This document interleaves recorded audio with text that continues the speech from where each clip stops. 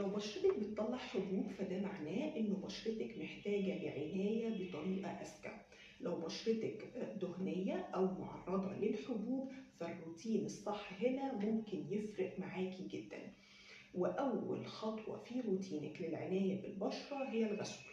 هنختار غسول يكون لطيف مناسب لنوع البشرة علشان ينظفها من غير ما ينشفها ولا يسبب تهيج، وهنستخدمه مرتين في اليوم.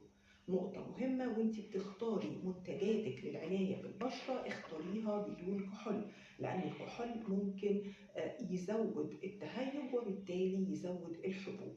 كمان نقطة مهمة تانية هي الالتزام والاستمرارية. لازم تبقي عارفة إنه العلاج الصح بياخد وقت وبيجيب نتيجة، فلازم يكون عندك شوية صبر. المرطب وواقي الشمس هنا خطوة أساسية في روتينك للعناية بالبشرة، بس المهم اختيار النوع المناسب علشان ما يسدش المسام ولا يزود الحبوب.